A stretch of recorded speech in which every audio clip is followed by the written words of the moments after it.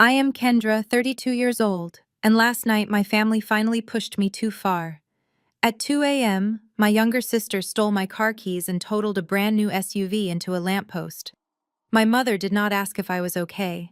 Instead, she slapped me across the face and screamed that it was my fault. I stood there tasting blood and I almost laughed, because they had no idea that the car my sister destroyed wasn't mine. It was my mother's uninsured Cadillac. Before I tell you how I let them dig their own grave, let me know where you are watching from in the comments below. Please hit subscribe and like this video if you have ever been the scapegoat for a golden child. The nightmare began 2 hours earlier. The sound of shattering glass and twisting metal jolted me from a deep sleep. I sat up in bed, heart pounding against my ribs, disoriented by the flashing blue and red lights dancing across my ceiling. I threw on a silk robe and ran down the marble staircase of our Buckhead estate. The heavy oak front door was already wide open.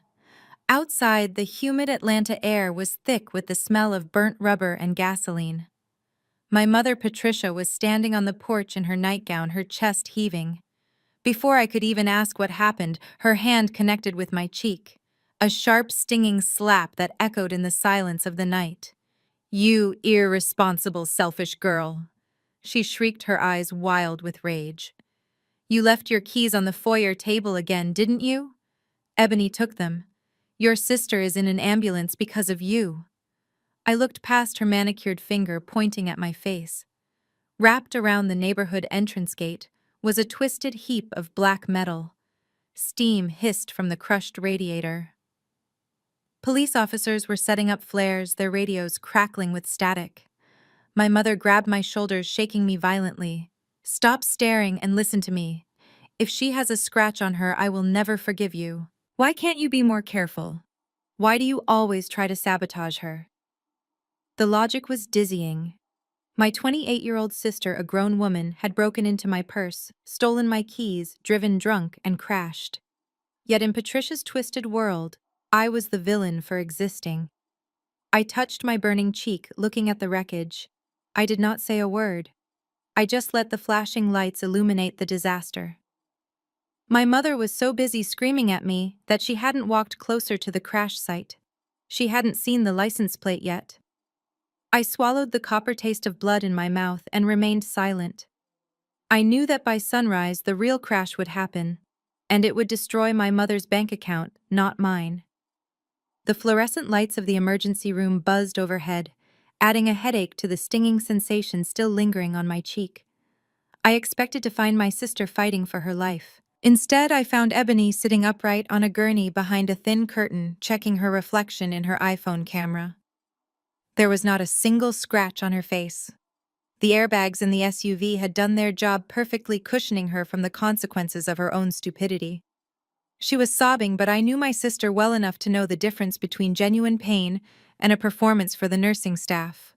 Before I could even step forward to ask the doctor for an update, a hand grabbed my arm and spun me around. It was Kyle, my brother-in-law.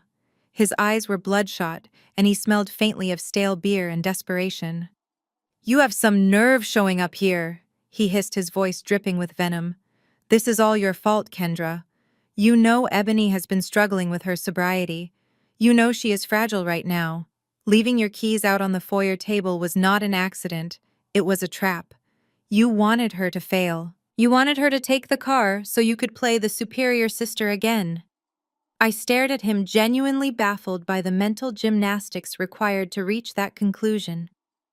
"I was asleep, Kyle," I said, keeping my voice low and steady.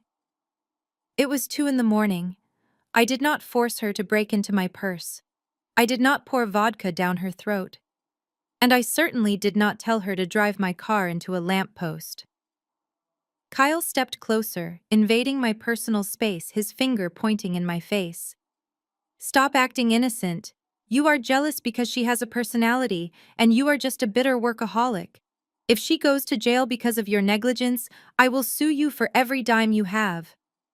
That was when my mother, Patricia, stepped between us, but she was not there to defend me. She turned her back to Kyle and fixed me with a gaze that was cold and calculating. She gripped my shoulders, her nails digging into my skin through my silk robe. Listen to me very carefully, Kendra. We do not have time for your arguments. The police officers are finishing their report at the front desk, and they will be coming back here any minute to take a statement. She lowered her voice to a terrifying whisper. Ebony is on probation from her incident last year. If they find out she was behind the wheel while intoxicated, she goes to prison. Not county jail, Kendra. Prison. She will lose her freedom. She will lose her reputation. You, on the other hand, have a spotless record. You are a respectable accountant. A first-time offense for you would be a slap on the wrist. A fine. Maybe some community service. I pulled back, realizing with horror what she was asking. You want me to say I was driving? I asked, my voice trembling with suppressed rage. You want me to take a DU I charge for her? Patricia's eyes hardened. I am not asking you. I am telling you. You are the older sister. It is your job to protect her. Besides, the car is totaled. The insurance will cover it if you were driving. If they know Ebony took it without permission, we get nothing. So fix your face, dry your eyes, and go tell those officers that you lost control of the vehicle. Do it for this family, or do not bother coming back home. Two uniformed officers stepped through the partition before I could answer my mother's ultimatum. Officer Miller, a man who looked like he had seen too many accidents that night, held a clipboard. We need to establish who was operating the vehicle, he said, his pen hovering over the paper.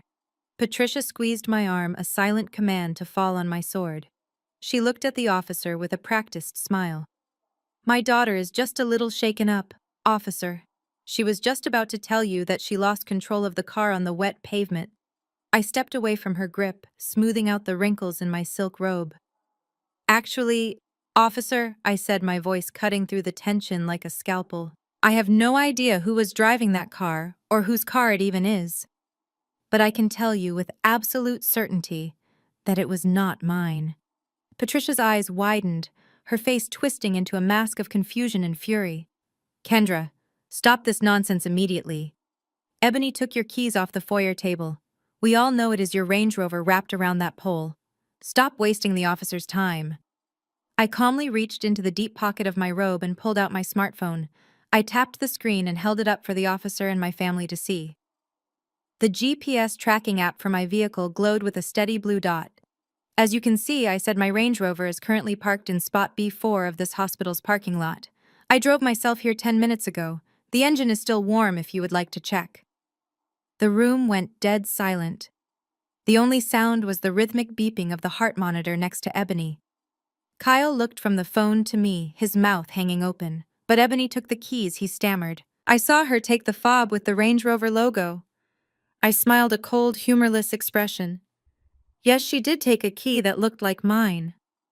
You see, after I noticed cash missing from my wallet last week, I became suspicious.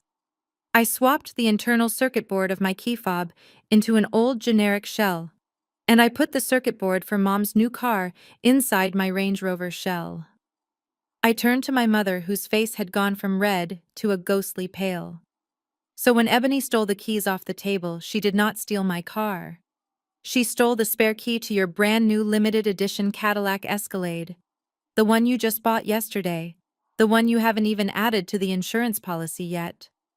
Patricia let out a strangled gasp, her hands flying to her mouth. Officer Miller looked at his notes, and then back at the wreckage report. That explains why the VIN number didn't match the registration we pulled for Kendra Vance. The vehicle in the crash is indeed an unregistered Cadillac. I dropped my real keys back into my pocket, the metal clinking softly. The trap had snapped shut.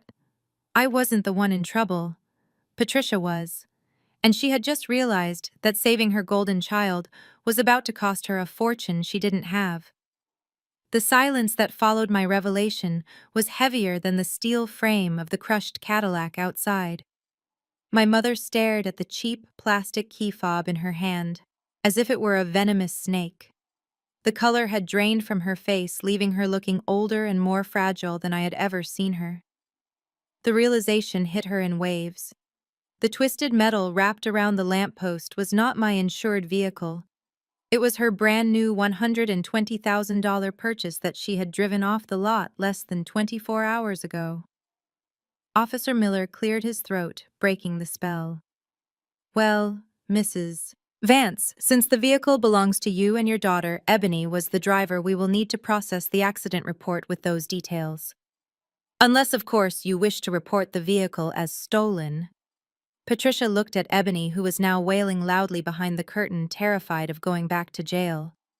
My mother shook her head slowly, defeated. No, officer. She had permission. It was an accident.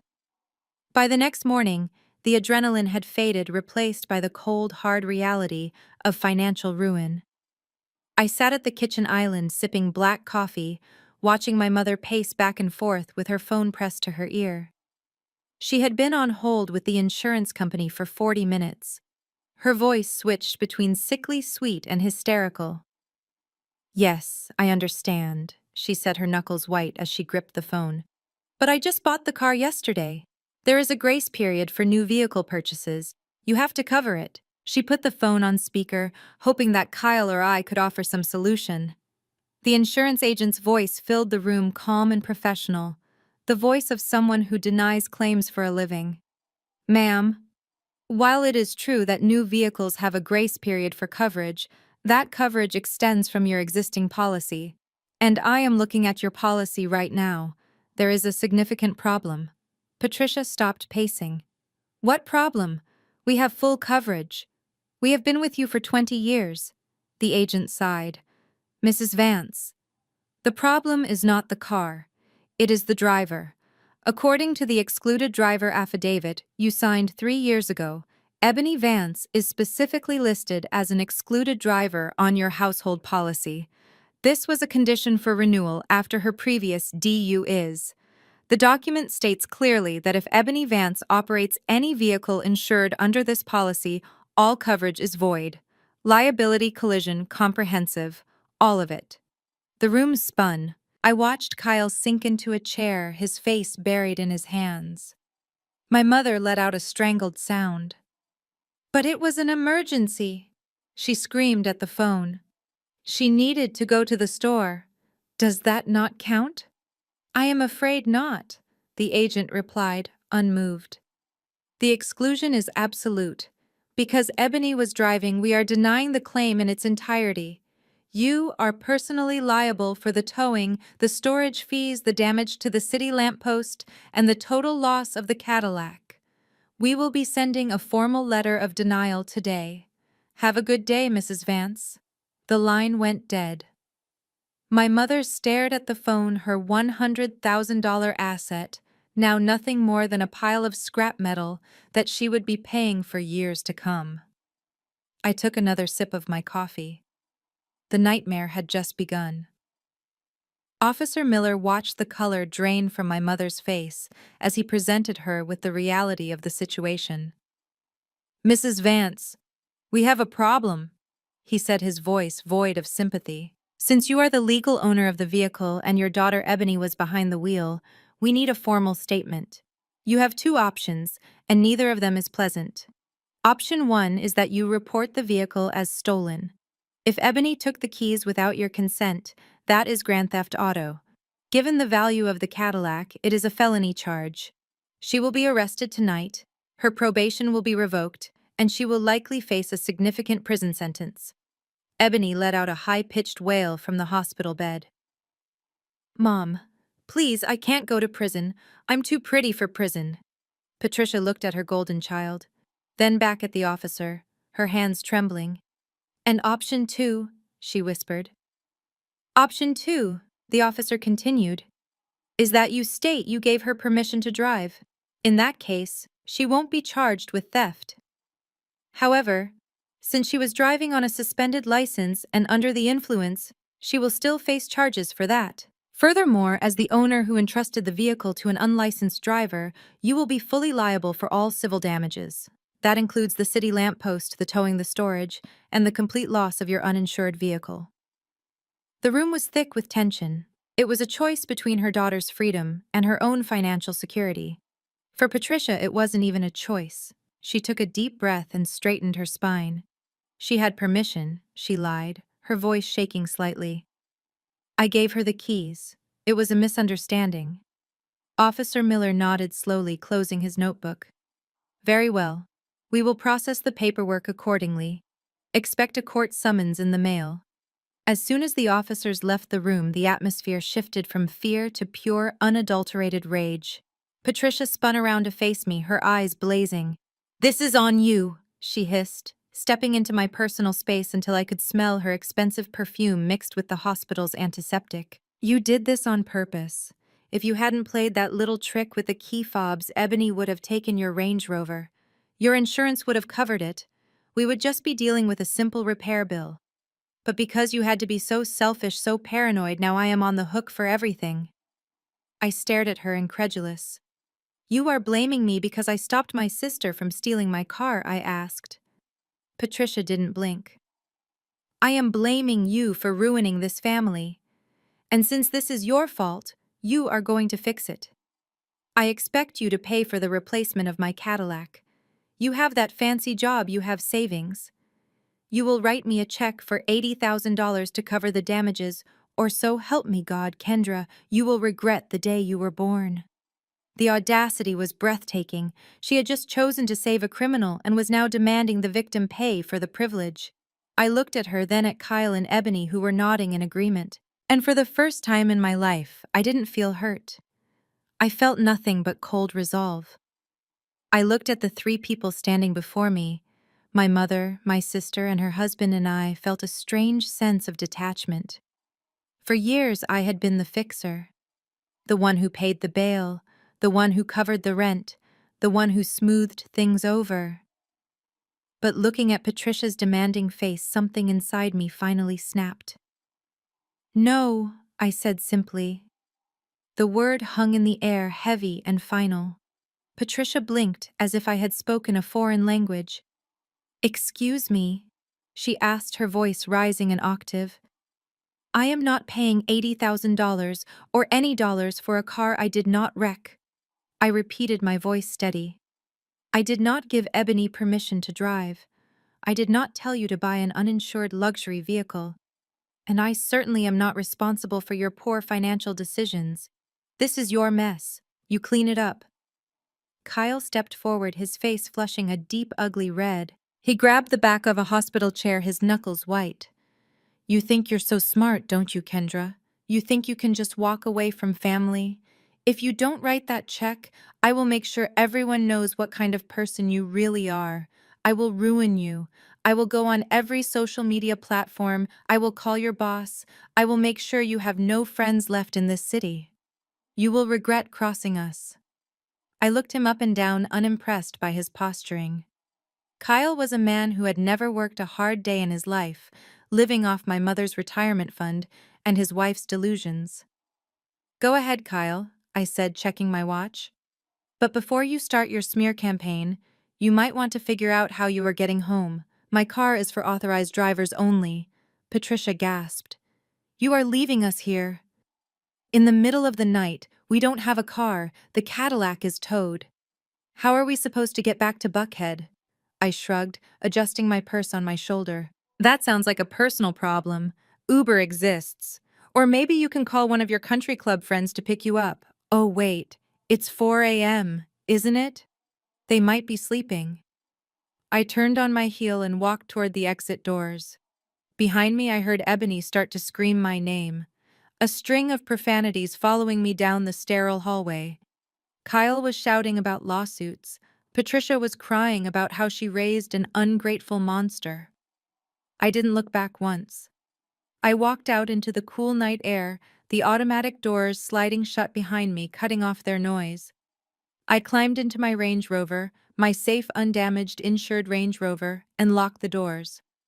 As I drove away, leaving them stranded on the curb under the flickering hospital lights, I felt the first true moment of peace I had felt in years. But I knew Kyle wasn't bluffing. The war had officially begun. I woke up the next morning, not to the sound of an alarm, but to a phone that was vibrating so intensely it was dancing across my nightstand. I picked it up, expecting a groveling apology from my mother, or perhaps a threat from Kyle. Instead, I saw hundreds of notifications flooding my screen. Instagram, Facebook, TikTok. They were all blowing up. My stomach churned as I opened the first link sent by a concerned friend. It was a video posted by Kyle titled, "The Heartless Sister Wealth Over Family." The video was a masterclass in manipulation. Kyle had edited the footage from the hospital waiting room. He had cut out the part where they demanded I take the blame for a felony. He cut out the part where they admitted to insurance fraud. All the world saw was a tearful Ebony lying in a hospital bed, looking small and fragile, followed by a clip of me standing in my expensive silk robe, looking down at them. He had enhanced the audio of me saying, "I am not paying $80,000. That sounds like a personal problem." The caption read, "My wife almost died last night in a horrific crash. Her own sister, a millionaire accountant, refused to help with medical bills, or even give us a ride home. She left us stranded at 4 a.m. because she cares more about her bank account than human life. Please share to expose this cruelty." The video had gone viral. 2 million views in 6 hours. The comments section was a cesspool of hatred. People who didn't know me were calling me a monster, a narcissist, and worse. Doxing threats were already appearing.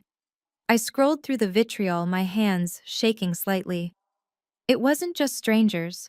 I saw comments from people I knew, neighbors, former classmates. And then the text messages started coming in from the church ladies.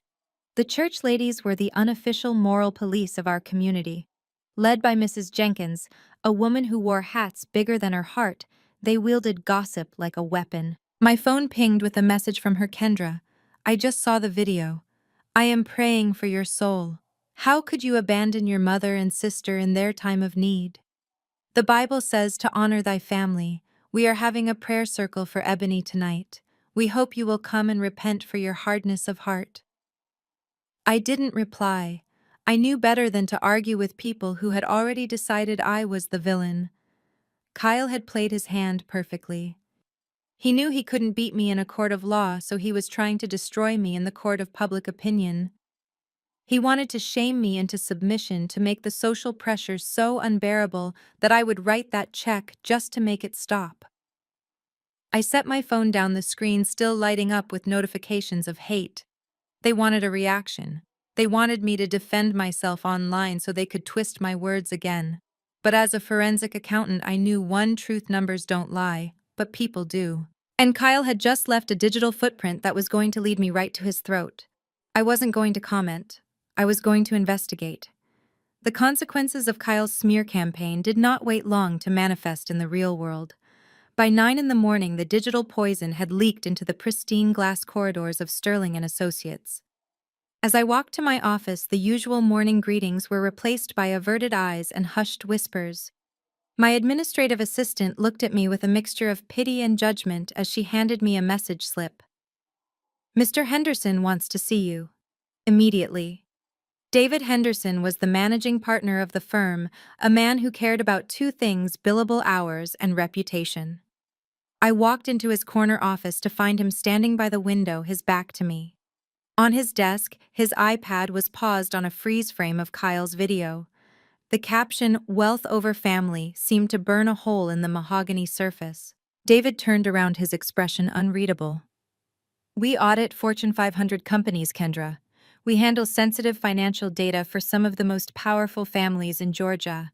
Our currency is trust." I stood straight, refusing to shrink.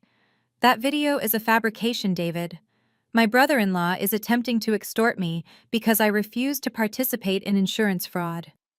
David sighed, rubbing his temples. "I believe you, Kendra. You are one of my best forensic accountants. But the truth matters less than perception right now. Clients are calling. They are asking why our senior associate is trending on Twitter as a heartless monster. We cannot have this distraction during tax season." He slid a form across the desk. It was a request for administrative leave. "Take a week, Kendra. Go home. Sort out your family mess. Make this disappear. If the noise continues, we will have to have a very different conversation about your future here." I looked at the paper. It was not a request. It was an order. I signed it with a steady hand. Understood, I said. I will clean up the trash. I packed my laptop and left the building. I did not go home to cry. I did not go to my mother's house to beg for forgiveness. I went to my favorite coffee shop, ordered a triple shot espresso, and opened my laptop. If Kyle and Patricia wanted to make this a public war, I would treat it like a professional engagement. I cracked my knuckles and logged into the secure server I used for background checks. I stopped being Kendra Vance, the daughter and sister. I became Kendra Vance, the certified fraud examiner. I pulled up the family tree and began to map out the financial ecosystem of the people trying to destroy me. I accessed the joint accounts I had set up years ago to help my mother manage her bills. I pulled credit reports for Kyle, Ebony, and Patricia.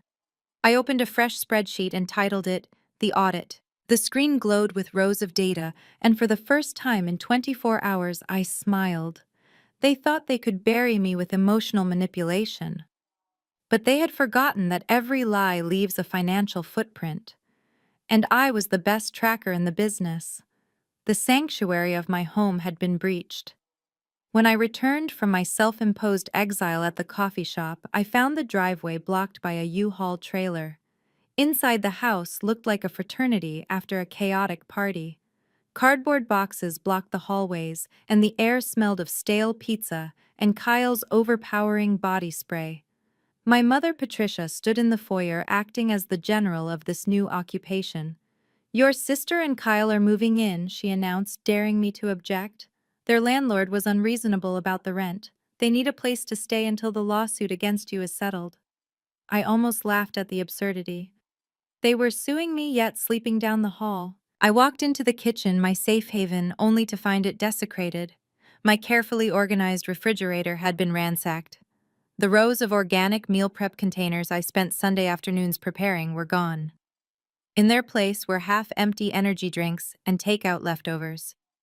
I found Kyle sitting at the island digging a fork into my last portion of grilled salmon and quinoa.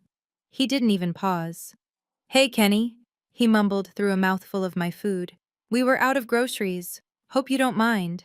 I stared at the empty glass containers piled in the sink, unwashed and greasy.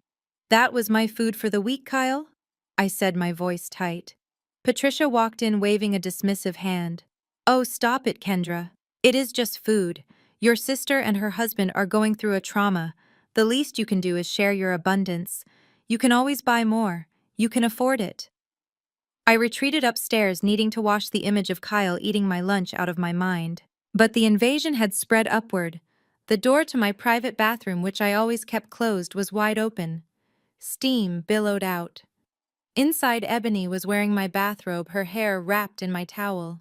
She was standing at the sink applying my La Mer face cream, the jar that cost $300 and lasted me 6 months, onto her legs.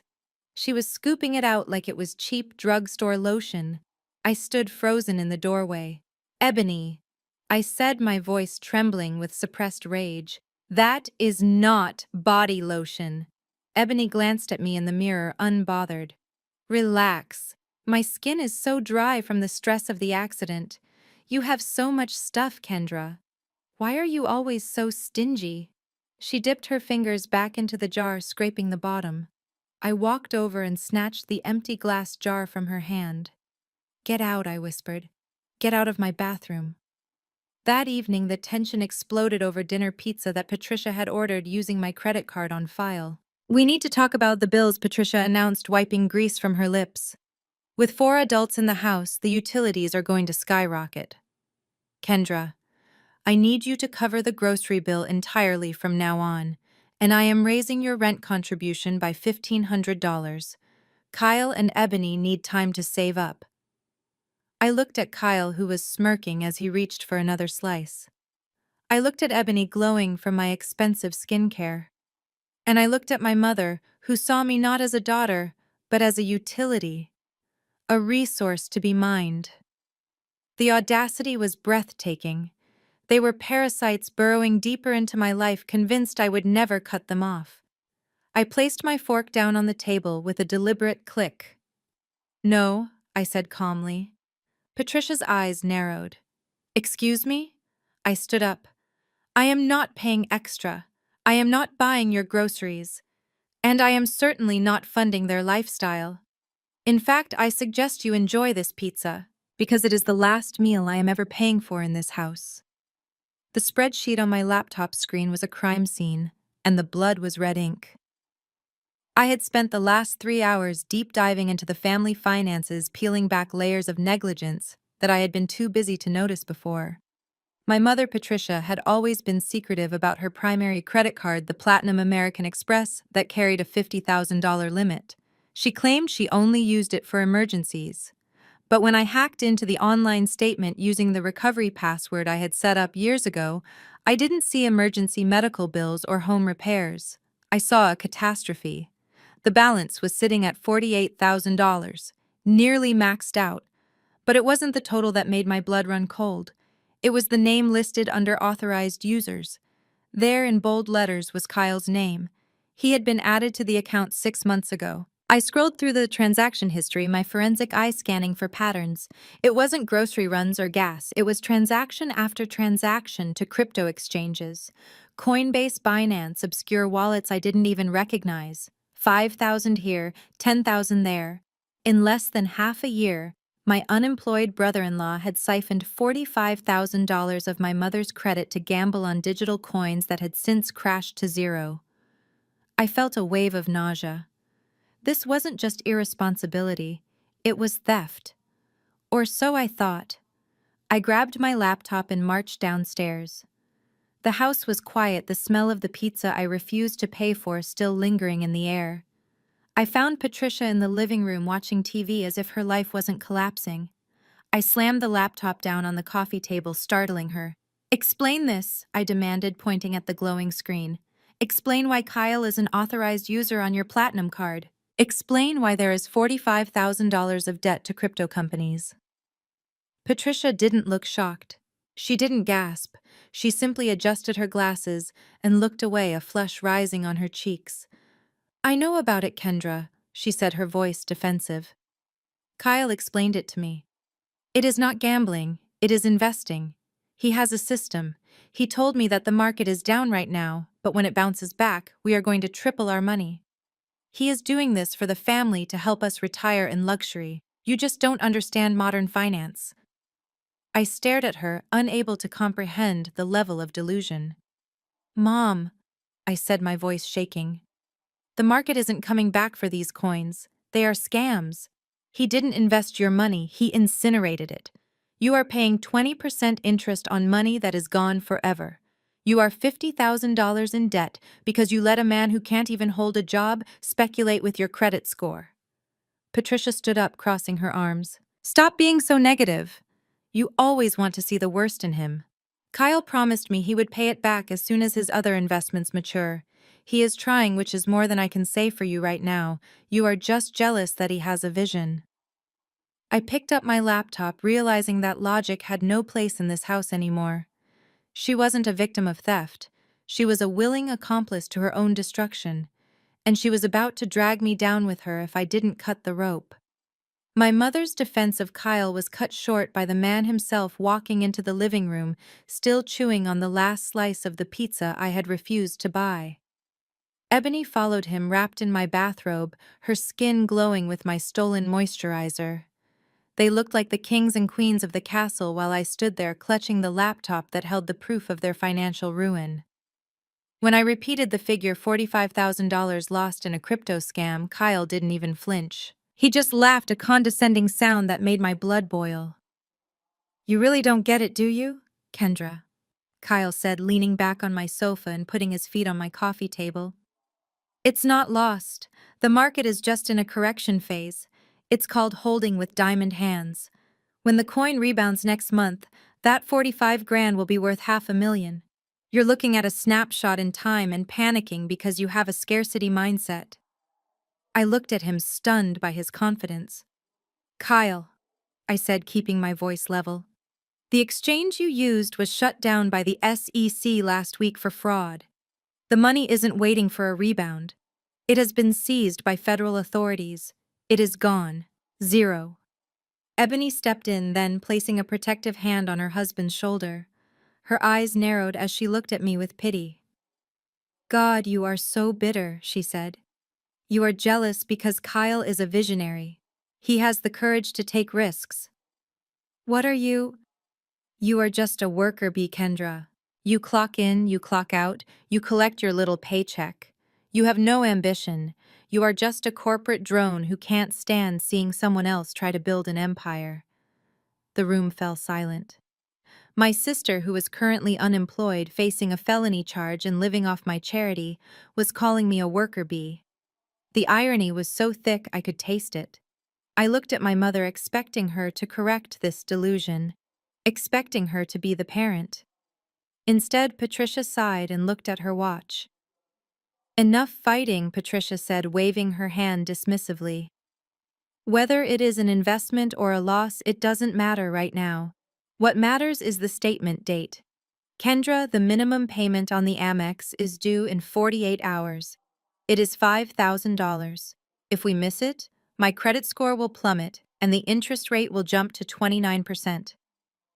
I stared at her, and I asked. And Patricia continued, her voice taking on that familiar demanding tone. I know you just got your quarterly bonus.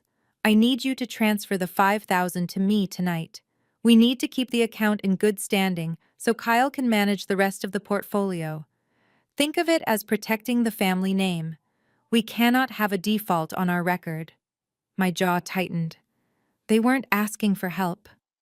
They were demanding a bailout so they could keep playing their fantasy games. They wanted my worker bee money to fund their visionary lifestyle. I closed my laptop with a snap. You want my bonus? I asked softly. Patricia nodded, expecting compliance. I looked at the three of them, the narcissist, the golden child, and the parasite. And I knew exactly what I had to do. The time for auditing was over. It was time for liquidation. I did not transfer the $5,000 to my mother's American Express account. Instead, I unlocked my phone and wired $12,000 to the leasing office of the Sovereign, one of the most exclusive high-rise buildings in downtown Atlanta. I had toured a unit there months ago as a daydream, a place to escape to in my mind. Tonight, I made it my reality. I signed the electronic lease agreement right in front of them, my face completely impassive. Then I went upstairs, locked my bedroom door, and packed a single overnight bag. The next morning, the chaos began at 8 a.m. sharp. I had hired a premium moving service, the kind that packs everything for you. When the team of 4 uniformed men marched into the foyer, Patricia dropped her coffee mug. It shattered on the marble floor, a fitting metaphor for what was about to happen to her life. What is going on? She shrieked, stepping over the ceramic shards. Who are these people? I walked down the stairs, fully dressed for work. These are the movers, I said calmly. I am moving out, Mom. Today. Patricia looked at the movers, who were already efficiently wrapping my furniture in protective plastic. You can't move out, she yelled, following me into the kitchen. We are in a crisis. Your sister needs support. You are abandoning us just because I asked for a little help with the credit card. I turned to face her. You didn't ask for help. You demanded my bonus to cover Kyle's gambling losses. And since you all seem to think I am nothing more than a worker bee, I have decided to take my honey elsewhere.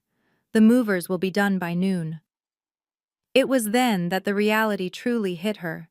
It wasn't emotional heartbreak, it was financial terror. Her eyes darted around the room as she did the mental math. Wait, she stammered, grabbing my arm. If you leave, who is going to pay the electric bill? It's due next week. And the water, the HOA fees, you always pay those. I gently removed her hand from my arm. That is correct. I have paid the mortgage, the utilities, the insurance, and the groceries for this house for the last 5 years. I have subsidized your lifestyle so you could play the wealthy matriarch. But since Kyle is such a financial genius with his crypto investments, I am sure he can cover the $3,000 in monthly utilities. Kyle, who had wandered out of the guest room, scratching his stomach, looked pale. 3,000, he squeaked. I smiled, picking up my car keys. Welcome to the real world, Kyle.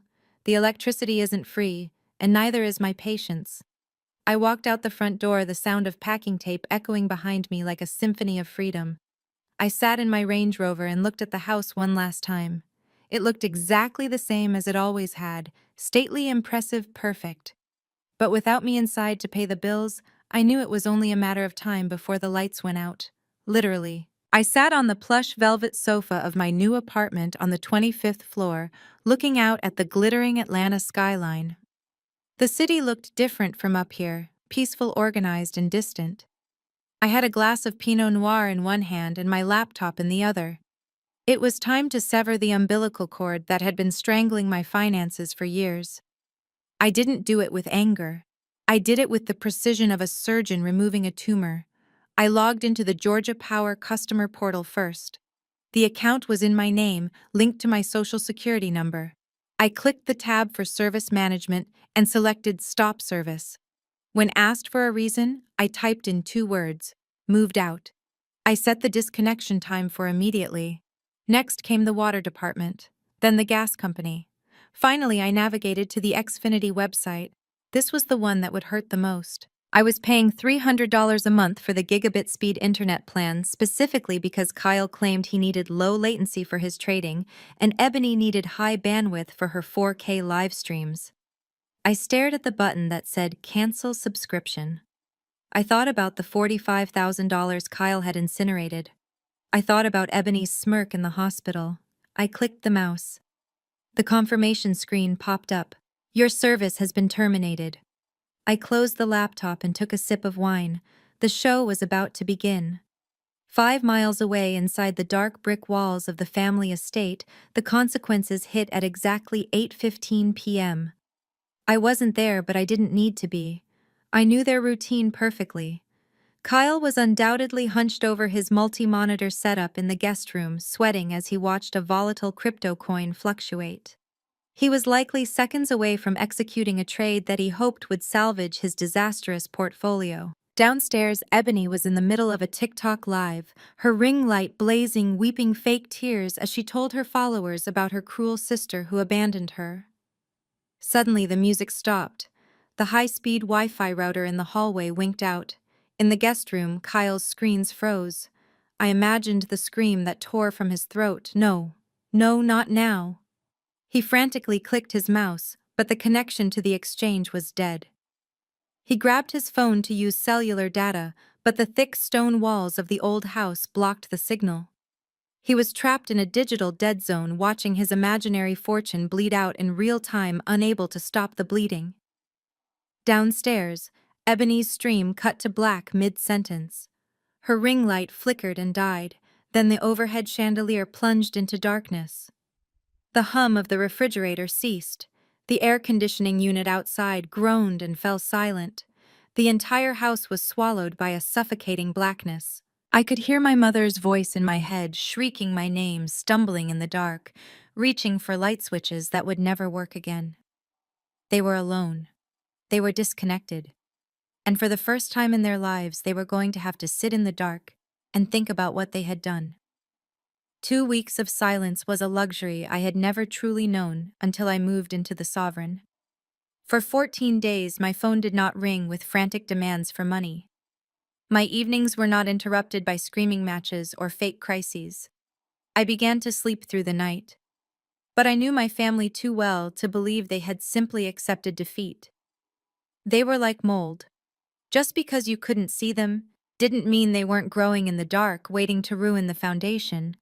I just didn't expect the United States Postal Service to deliver the evidence of their self-destruction right to my concierge desk. I had set up a mail forwarding service the day I moved out, ensuring that any official documents in my name would come to my new address. It was a standard precaution. However, because my name was still technically associated with the family estate as a resident, the post office automated system swept up everything marked urgent or final notice and routed it to me. On a Tuesday evening, I picked up a thick envelope from a major mortgage lender. The red block letters stamped across the front read, "Notice of default and intent to foreclose." I sat down in my living room and sliced the envelope open. My forensic accountant brain instantly shifted into gear.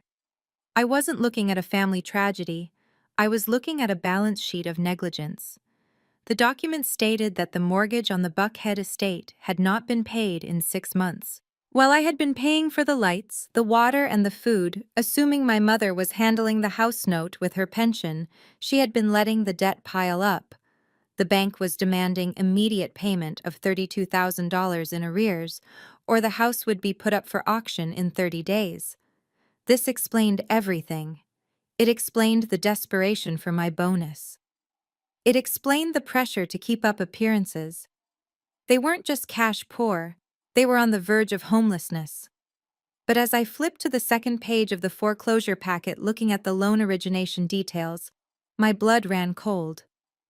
The document referenced a cash-out refinance that had taken place 2 years ago. According to the paperwork, the homeowners had taken out $200,000 of equity from the home. I stared at the signature line on the copy of the promissory note. There were two signatures. One was my mother's, looping and dramatic. The other was my father's, Otis Vance. It was a perfect replica of his handwriting, shaky, but distinct. The date next to the signature was June 15th, 2022. I put the paper down and walked to my window, looking out at the city lights, trying to process the enormity of what I was seeing. My father, Otis Vance, died of a heart attack in May of 2021. We buried him a full year before this document was signed. Dead men do not sign mortgage refinances. Dead men do not withdraw equity. My mother and Kyle hadn't just been irresponsible with money, they had committed federal bank fraud. They had forged a dead man's signature to steal equity from a house that was never supposed to be mortgaged in the first place. I wasn't just holding an eviction notice anymore. I was holding a prison sentence. I treated the foreclosure notice not as a family secret, but as evidence in a federal crime scene. I sat at my glass desk, the city lights reflecting off my monitors, and activated the specialized software I used for high-level fraud detection. I needed absolute proof before I pulled the trigger. I retrieved my father's old journals from a fireproof box I had kept since his funeral. His handwriting was distinctive, a jagged, heavy cursive born from years of manual labor before he moved into management. It had a rhythm, a specific slant to the right, that was impossible to replicate if you were not him. I scanned 10 samples of his authentic signature into the system. Then I uploaded the high-resolution PDF of the refinance document the bank had sent over. I overlaid them. The software beeped, highlighting the discrepancies in red. To the naked eye, the signature on the loan document looked convincing, but under digital magnification it was a clumsy forgery. The pressure points were all wrong. The ink flow was too consistent, lacking the natural hesitation of a human hand. It looked like someone had traced it using a lightbox. I zoomed in on the capital V in Vance. My father always looped the top of his V. The forger had made a sharp point. I knew that sharp point. I had seen it on birthday cards and failed business proposals for years. It was Kyle's handwriting. He had tried to mimic the style, but his muscle memory had betrayed him. I then looked at the date stamp. The notary stamp was from a woman named Sarah Miller. I ran a quick background check on her. Sarah Miller was a former classmate of Ebony's who had lost her notary license 6 months ago for misconduct. The circle was complete. They had constructed a conspiracy.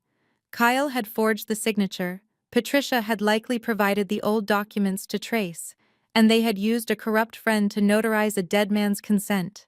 This was not just a civil dispute about unpaid bills. This was Title 18 United States Code Section 1344. Bank fraud, aggravated identity theft. The penalties were severe. We were talking about up to $1 million in fines and 30 years in federal prison. I leaned back in my chair, the cold light of the monitor illuminating my face. My mother and sister had called me a worker bee. They had mocked my job. They had no idea that the very skills they despised were currently dissecting their freedom. They had risked decades behind bars to extract $200,000 of equity money they had already wasted on luxury cars and crypto scams. I saved the file, encrypting it with a password. I labeled it Exhibit A. I was no longer just their daughter or sister. I was the lead witness for the prosecution, and I had everything I needed to bury them. The discovery of the forged signature was the smoking gun, but I needed the bullet. I sat in the dark of my apartment, the glow of the forensic software illuminating my face, and let my mind drift back to the sterile smell of the hospice room 3 years ago. It was the last lucid conversation I had with my father. He had gripped my hand with surprising strength, his breathing labored. Kenny, he had whispered, using the nickname only he was allowed to use.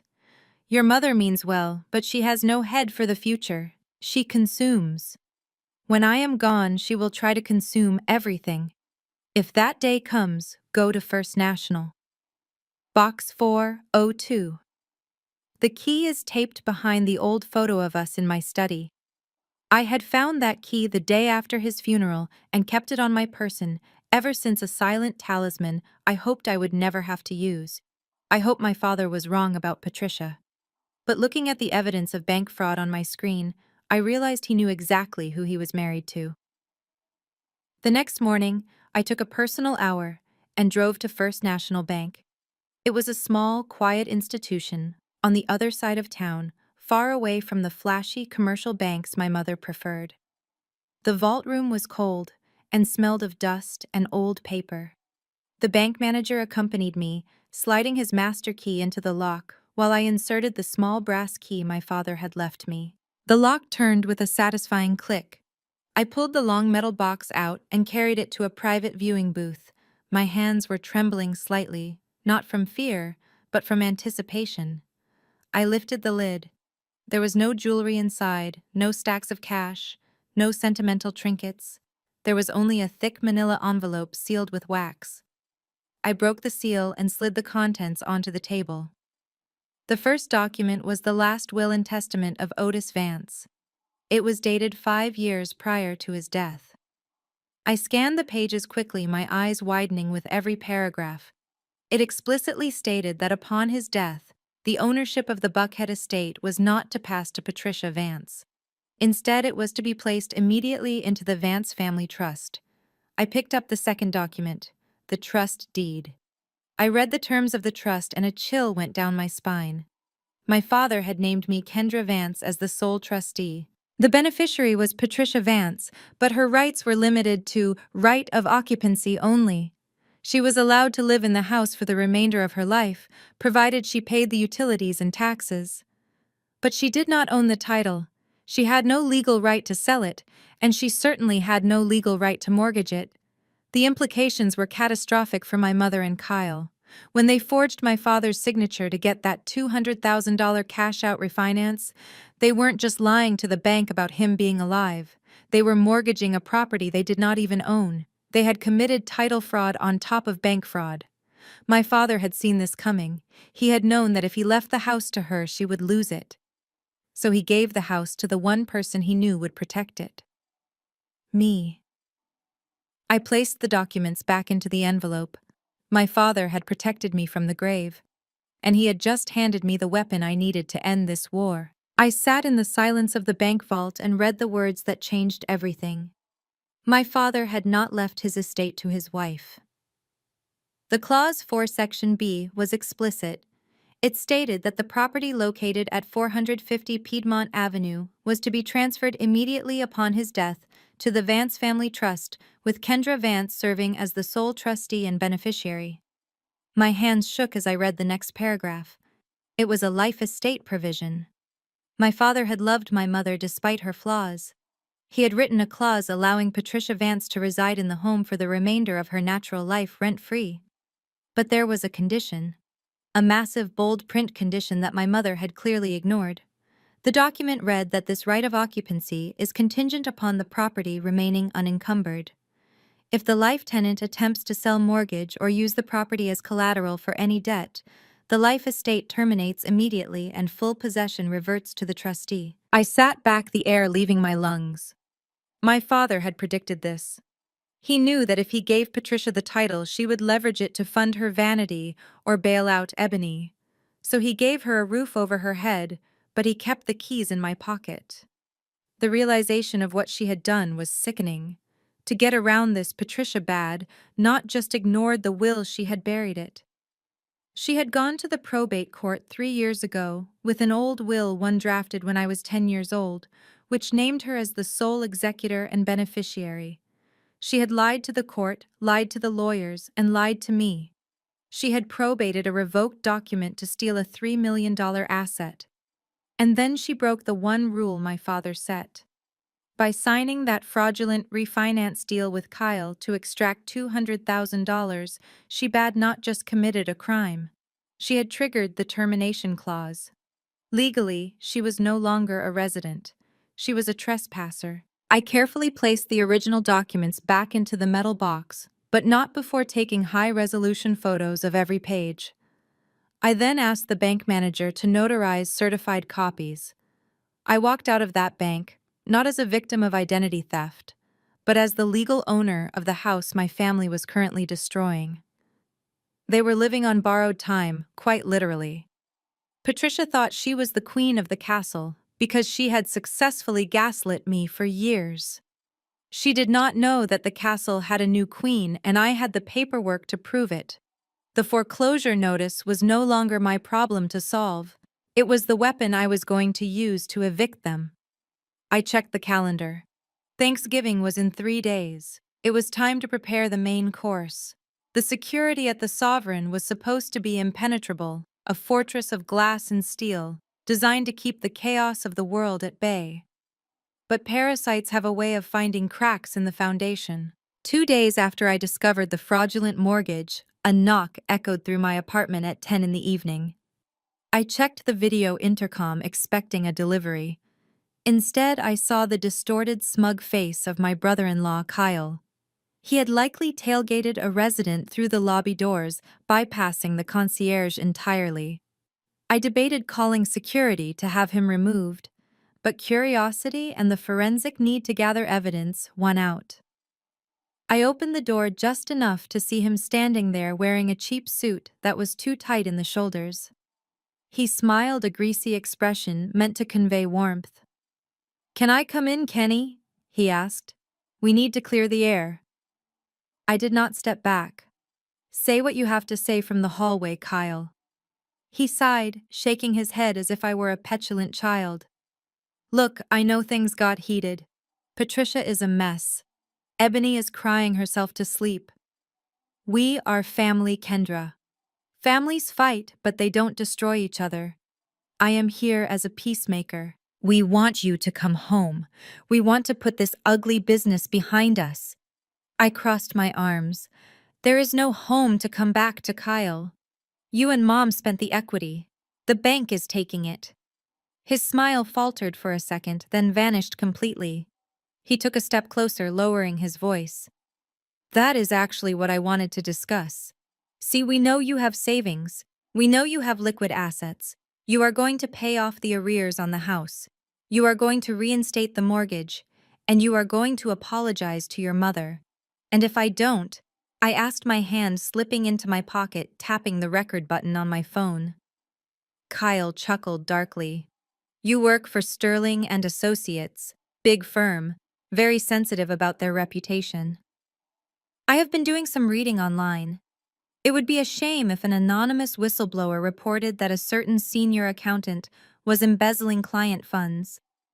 Even if it is not true, the investigation alone would get you suspended, maybe fired. In your industry, a rumor is as good as a conviction." I felt a surge of adrenaline, not fear, but the thrill of a hunter watching prey walk into a trap. "Are you telling me that you will fabricate a crime to destroy my career unless I give you money?" I asked, clearly ensuring his voice would be picked up by the microphone. Kyle leaned in, his breath smelling of mints and malice. "I am saying that keeping your reputation clean has a price. The price is $32,000 for the bank, and let's say $10,000 for my silence. Consider it a consulting fee. You pay up, and I forget I ever thought you were a thief." I stared at him for a long moment, memorizing the arrogance in his eyes. "Get out of my building, Kyle," I said softly. "If you ever come near me again, security won't be the only ones I call." He straightened his jacket, winking at me. "Think about it, Kenny. You have 24 hours. He turned and walked down the hallway, whistling as he waited for the elevator. I closed the door and locked it. I pulled my phone out and stopped the recording. I played it back, listening to his threat, crystal clear in high definition. He thought he had just checkmated me. He had no idea he had just handed me a confession to felony extortion. I saved the file and uploaded it to the cloud folder titled Exhibit B. The case against my family was now bulletproof. The final humiliation arrived at 10 in the morning on a Wednesday, displayed for all of Buckhead to see. I wasn't there to witness it personally, but the security alerts on my phone from the old house's perimeter cameras gave me a front row seat. A Fulton County Sheriff's deputy walked up the long, winding driveway. He didn't knock. He didn't ask for permission. He simply took a staple gun and attached a neon orange notice to the center of the hand-carved oak front door. It was a notice of eviction and sheriff's sale. The placement was deliberate and devastating. Mrs. Jenkins, the head of the church gossip committee, was walking her poodle right past the gate at that exact moment. I watched on the camera feed as she stopped, squinted at the orange paper, and immediately pulled out her phone. By noon, the entire congregation would know that Patricia Vance, the woman who sat in the front pew and judged everyone else's sins, was getting kicked out of her mansion. My phone began to ring 5 minutes later. It was Patricia. I let it go to voicemail. She called again and again. On the 5th attempt, I answered, putting the call on speaker as I organized the certified trust documents on my desk. Kendra. Her voice was a ragged scream, thick with tears that for once might have been real. They put a sticker on the door. A sheriff came to my house. Do you understand the shame? Mrs. Jenkins saw it. I can't show my face at Bible study. I took a sip of water. I imagine that is very difficult for you, Mom. Difficult. You have to fix this. She switched instantly from anger to the frail, elderly victim act she had perfected over decades. Kendra, baby, listen to me. My heart can't take this. I have been having palpitations all morning. Do you want to kill your mother? Do you want me to have a heart attack right here on this floor? I am an old woman. I can't lose my home. Your father built this life for us. How can you let strangers take his legacy away? The manipulation was breathtaking. She was invoking the name of the man whose signature she had forged. She was claiming to protect a legacy she had mortgaged to fund a crypto scam. I felt a cold, hard knot in my stomach. She still didn't get it. She didn't see herself as a criminal. She saw herself as a martyr. I know, Mom. I said, my voice smooth and unthreatening. It is a terrible situation. So you'll pay it? She asked, hope creeping into her voice.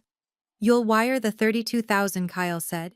If we pay the arrears by Friday, they will take the sticker down. We can say it was a clerical error. Please, Kendra, just pay it and you can come home. We will forgive you for moving out. We can be a family again. I paused, letting the silence stretch just long enough to give her false hope. I am not wiring any money today, Mom. But I cut her off. But I am coming to Thanksgiving dinner tomorrow. I have been doing a lot of research. I have found a permanent solution to the housing problem. I will bring all the paperwork with me. We will sit down as a family, and I will resolve everything once and for all. Patricia let out a sob of relief. Oh, thank God. I knew you wouldn't abandon us. I knew you were a good girl deep down. I will tell Kyle to set an extra place at the table. Hurry, Kendra. Come save us. I hung up the phone. She thought I was coming to write a check. She thought I was coming to reinstate the mortgage and crawl back into my role as the obedient financier. She had no idea that I wasn't coming to save her house. I was coming to claim mine, and the paperwork I was bringing wasn't a check. It was an eviction timeline. See you at Thanksgiving, I whispered to the empty room. Make sure the turkey is carved, because I am coming for the meat. Thanksgiving morning usually brings the scent of cinnamon and roasting poultry, but in my apartment on the 25th floor, the air smelled of ozone and printer ink. I was not preparing a casserole or a pumpkin pie. I was preparing a slaughter. My dining room table, usually a place for meals, had been transformed into a war room. Spread across the glass surface were the components of my family's destruction, organized with the ruthless efficiency of a forensic audit. I had spent the last 3 hours digitizing every receipt, every legal document, and every incriminating photo. I knew my audience well. My mother, Patricia, was a master of gaslighting. If I simply told the truth, she would cry, deny, and spin a narrative that made me the villain. She would rely on the emotional support of the extended family to drown out my facts. So I had decided that I would not just speak the truth, I would broadcast it.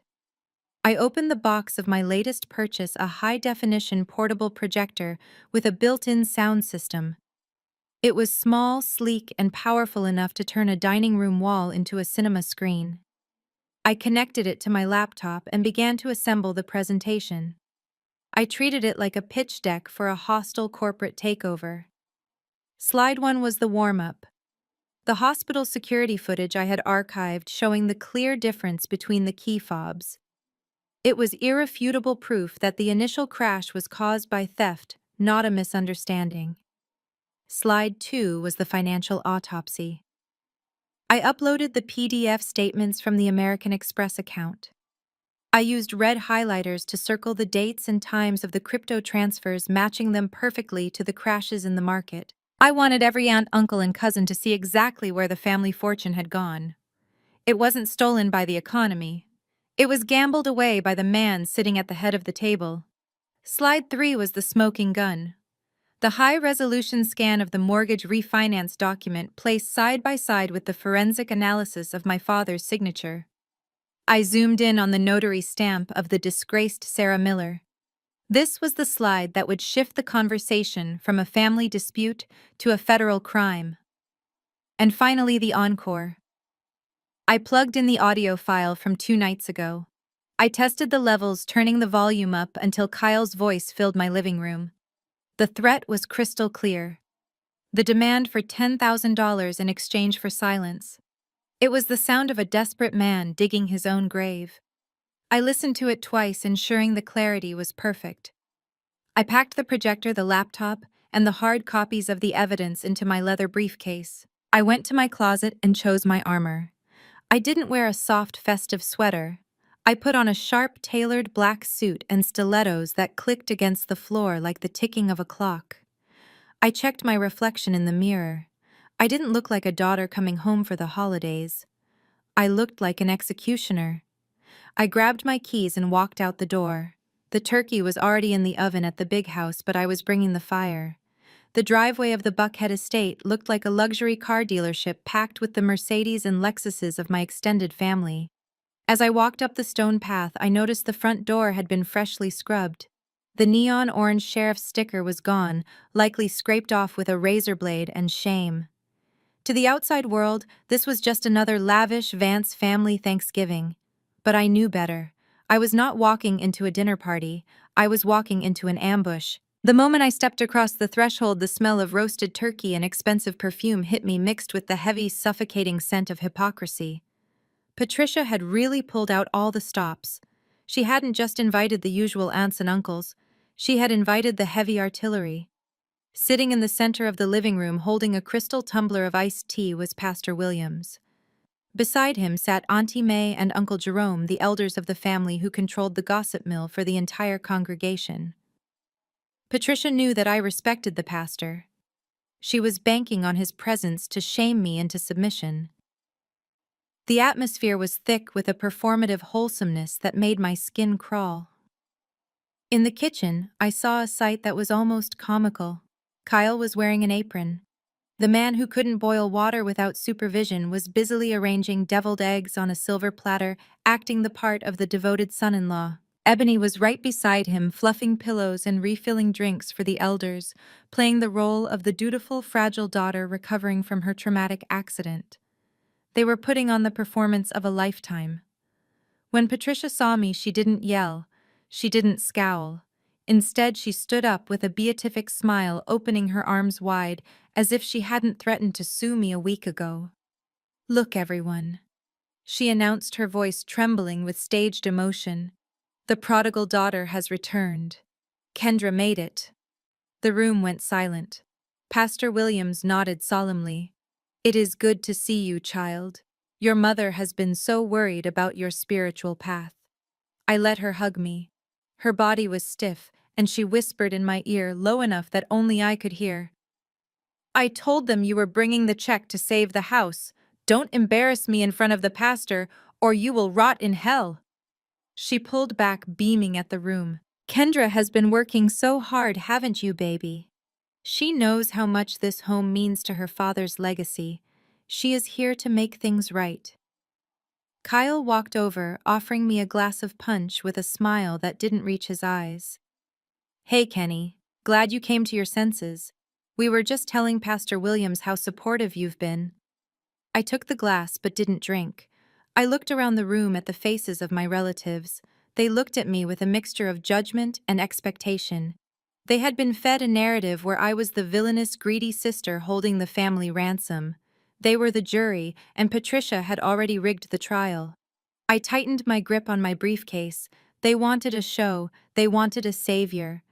What they were about to get was a revelation that would shatter their stained glass reality forever.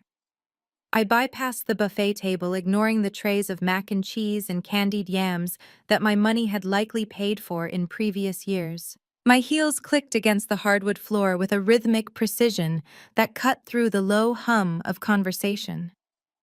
I could feel every eye in the room fixed on me. To them, I was the villain of the week, the ungrateful daughter who had abandoned her struggling mother. To me, they were merely witnesses to a crime scene that was about to be secured. I didn't smile. I didn't wave. I walked straight to the end of the long dining table opposite where Pastor Williams sat and placed my black leather briefcase on the white tablecloth. The heavy thud of the case silencing the room completely. Auntie May, a woman who wore her piety like a weapon and her judgment like a crown, lowered her fork. She looked me up and down, her eyes lingering disdainfully on my tailored suit. It was clear she found my attire too severe, too modern, and entirely inappropriate for a family gathering. She wiped her mouth with a napkin, leaving a smear of lipstick, and decided to fire the opening shot. "Well, look who finally decided to show up," May said, her voice dripping with sugary malice. "We were about to say grace without you. I see you came empty-handed." She gestured dramatically to the spread of food. "Patricia told us you moved into some fancy high-rise downtown. She said you were doing so well for yourself. I suppose all that money goes to rent and clothes because you certainly didn't spend a dime on this dinner. Not even a turkey, Kendra. Or is buying food for your family beneath you now?" A ripple of nervous laughter went through the room. Uncle Jerome chuckled, shaking his head. "That's the problem with these young folks, May. They get a little degree and forget where they came from." Patricia jumped in, trying to diffuse the tension before I could respond. Now, May, Kendra has been very busy, and I am sure she brought something much more important than a turkey." She looked at me with desperate, pleading eyes, her gaze darting to the briefcase. She was convinced that inside that leather case was a cashier's check for $32,000. She thought I was about to buy her salvation. I looked at Auntie May, meeting her gaze with a cold, flat stare. "You are right, Auntie. I didn't buy a turkey. I didn't buy a single side dish. Because, unlike everyone else at this table, I don't believe in feeding people who are trying to eat me alive." I rested my hand on the latch of the briefcase. "I brought something much heavier than a bird. I brought the truth. And frankly, after you see what is in here, I doubt anyone is going to have an appetite left." I unclicked the latches. Snap. Snap. The sound echoed like gunshots in the quiet room. Kyle shifted uncomfortably in his seat, his eyes narrowing. He sensed the shift in the air. He knew that checkbooks didn't need to be hooked up to a projector, but it was too late for him to run. The court was in session. Pastor Williams set his glass of iced tea down on a coaster, signaling that the official proceedings were about to begin. He clasped his hands together and leaned forward, fixing me with a look of practiced benevolence. "Kendra," he began, his voice rolling like thunder in a canyon, "we are gathered here today, not just to eat, but to heal. Your mother has shared with me the heavy burden on her heart. She feels that the devil has sown seeds of division in this family. She tells me there is strife over money, over possessions.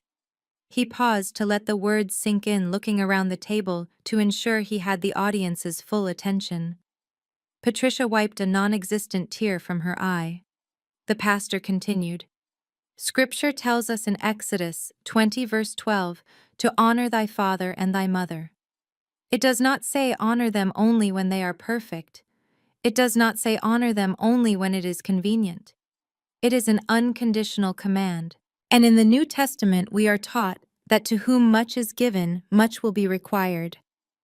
God has blessed you with a sharp mind and a high-paying career, Kendra. But those blessings are not yours to hoard. They are tools given to you by the Lord to lift up your kin. To turn your back on your mother in her hour of need is to turn your back on God's design for the family. The room was silent. Auntie May nodded vigorously, murmuring an amen under her breath. Kyle smirked, believing that the weight of religious guilt would finally crush my resistance. They expected me to bow my head, to shamefully reach into my bag, and produce the check that would wash away their sins and reinstate my status as the dutiful daughter. I did not bow my head. Instead, I stood up. The movement was sharp enough to make the pastor pause mid-breath. I looked him dead in the eye. "Thank you for the sermon, Pastor Williams," I said, my voice calm but cutting through the room like a cold wind. "I always appreciate a lesson on morality. But if we are going to quote the 10 Commandments at the dinner table, I think we should be thorough." I walked over to the sideboard where I had set up my equipment.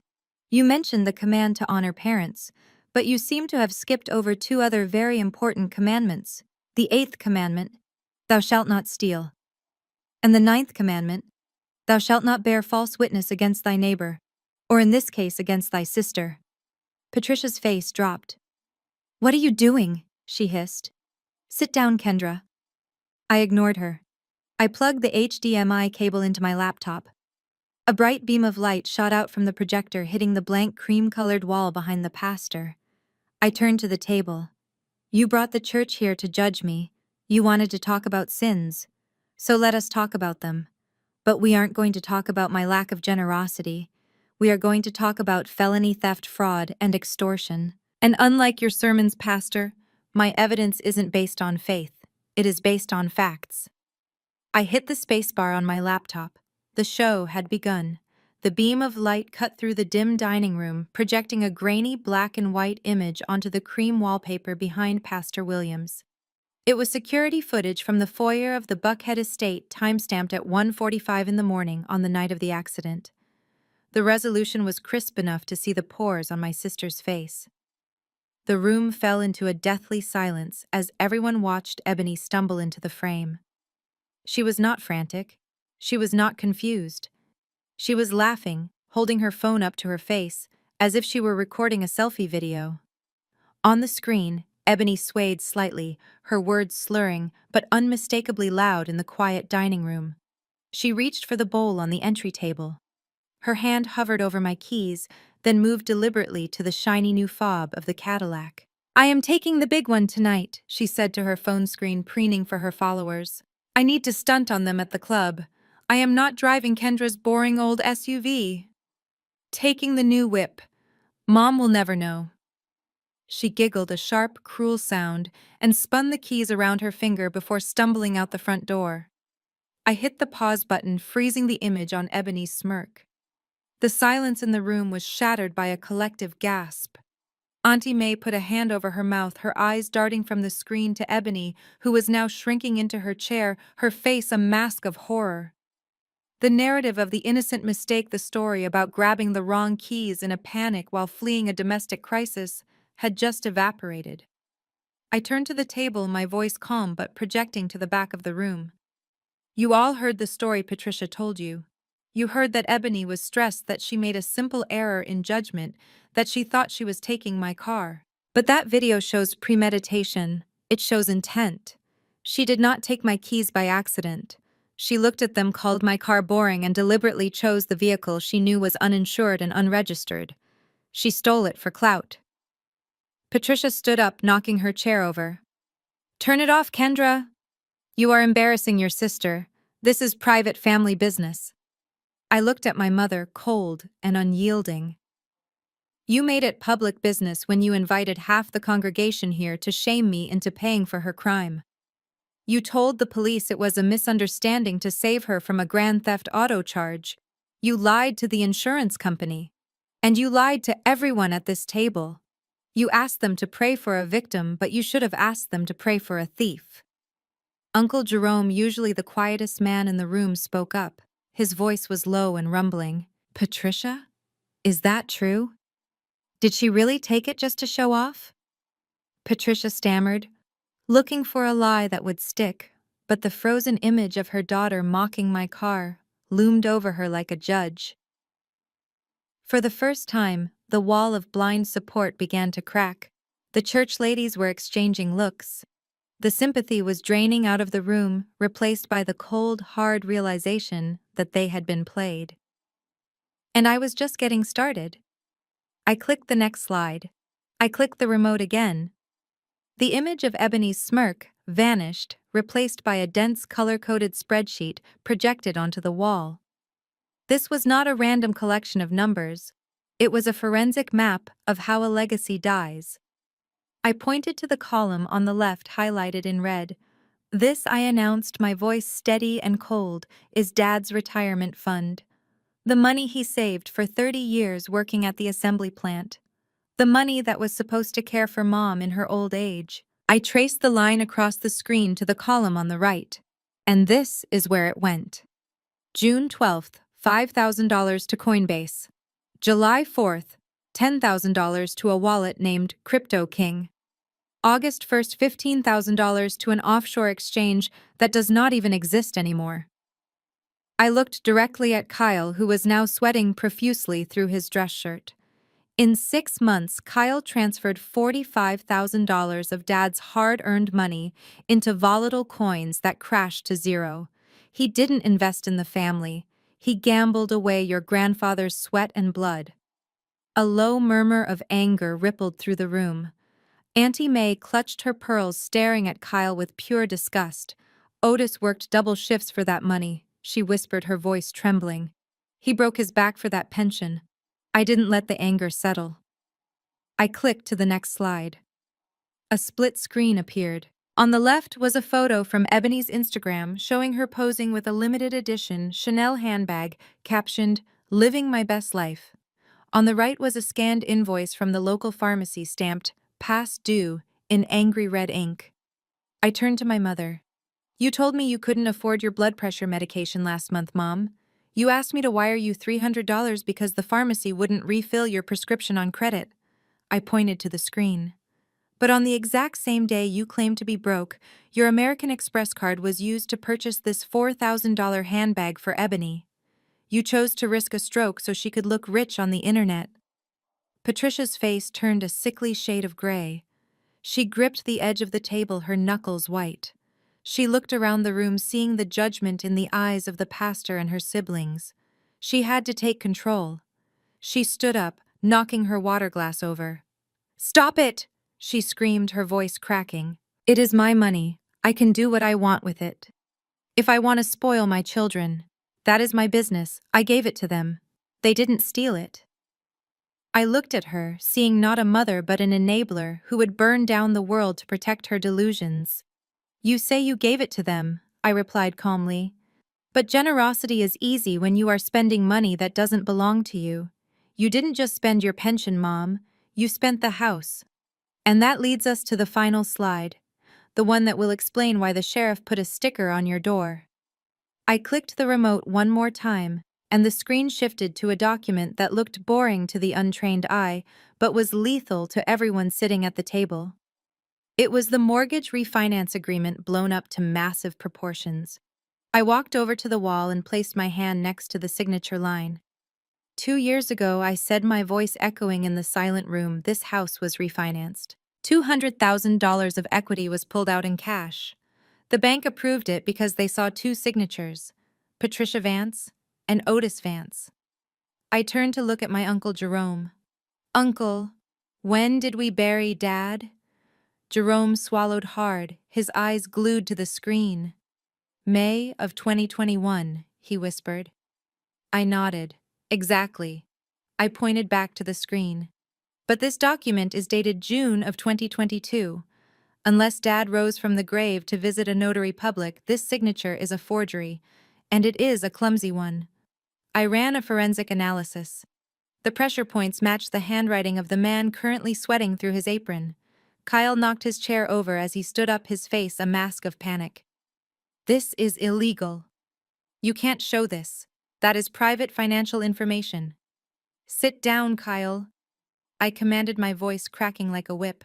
I am not done. I clicked the remote again. A new document appeared.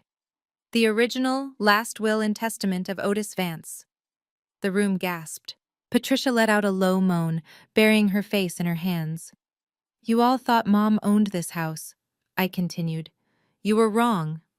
Dad knew that if he left the deed to her, she would mortgage it to fund her vanity. So he left the property to the Vance Family Trust.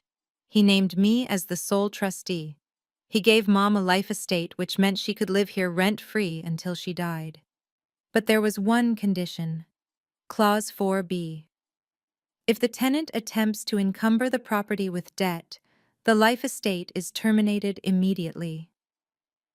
I turned to face my mother, who was now trembling violently. By forging Dad's signature to steal that equity, you didn't just commit federal bank fraud, Mom. You triggered the termination clause. You voided your right to live here. This house does not belong to the bank, and it certainly doesn't belong to you. Legally, as of the moment you signed that fraud, this house reverted to me. I leaned in close, my voice dropping to a terrifying whisper. You aren't just facing eviction. You and Kyle committed aggravated identity theft and wire fraud. The FBI doesn't care about your tears. They don't care about your status in the church. They care about the $200,000 you stole. You aren't just losing your home today. You are looking at 10 to 30 years in a federal penitentiary. The sheriff's sticker on the door is the least of your problems. The real problem is that I have already sent this entire file to the district attorney. The silence that followed my pronouncement was not the quiet of peace. It was the vacuum before an explosion. Patricia looked at me, her mouth opening and closing like a fish out of water, unable to process the shift from family dinner to federal indictment. Kyle, however, processed it instantly. The arrogance that had fueled him for years evaporated, replaced by the primal terror of a hunted animal. He scrambled back from the table, his chair clattering to the floor. He looked at the back door, his eyes darting to the window, measuring the distance to freedom. But it was too late. The front door didn't just open. It was breached with a heavy, authoritative force that shook the crystal chandelier. Heavy footsteps thundered down the hallway, bypassing the formalities of a Thanksgiving entrance. 3 men in windbreakers emblazoned with FBI Economic Crimes Division marched into the dining room. They moved with the synchronized efficiency of predators who had located their prey. The air in the room instantly shifted from roasted turkey to cold, hard steel. Kyle Vance, the lead agent, announced, his voice booming over the whimpering of Auntie May. You are under arrest for wire fraud, aggravated identity theft, and conspiracy to commit bank fraud. Hands where we can see them, now. Kyle didn't comply. He backed up against the china cabinet, knocking over a vase. No, he screamed, his voice high and shrill. You have the wrong person. It wasn't me, it was her. He pointed a shaking finger at Patricia. She told me to sign it. She said it was okay. She is the owner. I just did what she said. Patricia let out a strangled gasp. Kyle, how dare you? The agents didn't care about the family drama. 2 of them closed the distance in seconds. One grabbed Kyle's wrist, twisting it behind his back with a practiced motion that forced a yelp of pain from his lips. The metallic ratcheting sound of handcuffs clicking shut cut through the room louder than any prayer Pastor Williams could offer. Kyle struggled, kicking his legs, his face pressed against the glass of the display cabinet. My shoulder. You are breaking my shoulder. Ebony finally snapped out of her shock. She didn't run to her mother. She lunged at the officers. Get off him, she shrieked, clawing at the agent's arm. You can't touch him. Do you know who we are? We are Vances. This is a private home. Get out! The third agent stepped in, blocking her path with a raised hand. Ma'am, step back, or you will be charged with obstruction of justice. Sit down.